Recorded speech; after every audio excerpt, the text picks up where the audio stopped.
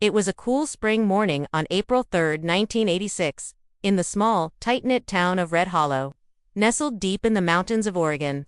The birds were chirping, the air crisp with the scent of blooming pine, and the community was just beginning to stir awake. Lena Carver, a quiet yet intelligent 16-year-old girl, stepped out of her front door just after 7 a.m., wearing her usual blue denim jacket and carrying a burgundy backpack.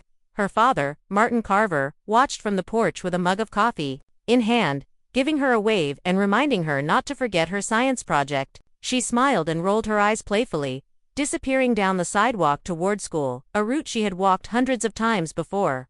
That was the last time anyone saw her. By noon, Lena had failed to show up to her second period class. Her best friend, Emily Travers, told the school counselor that she assumed Lena was just sick.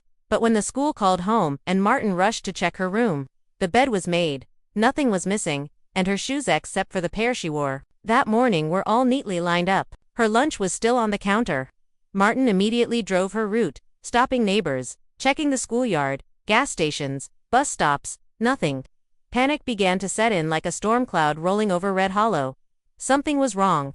Deeply wrong. By evening, the local police had issued a missing person bulletin, and volunteers from all over town combed the woods, streets, and surrounding areas with flashlights and dogs. The only sign of Lena ever being on the road that day was her backpack, found propped gently against the base of an old pine tree, 2 blocks from the Carver's home.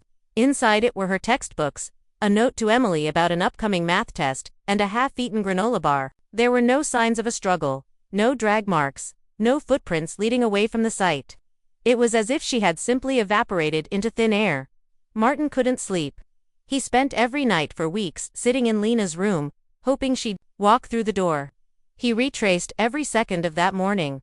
Her light laugh, the way her braids swung over her shoulder, her chipped pink nail polish. The town began whispering rumors. Some thought she had run away with a boy. Others said she was tired of small-town life. But Martin knew better. Lena had never shown signs of rebellion. She had no boyfriend. She had a bright future and was planning a trip to visit colleges that summer. Her disappearance made no sense, and that terrified him more than anything else. As weeks turned into months, the investigation stalled. No ransom notes were delivered. No bodies were found. Her case made headlines across Oregon for a short while, even gaining brief national attention. But like most cold cases, it slowly faded from public view. The police offered a $10,000 reward. Martin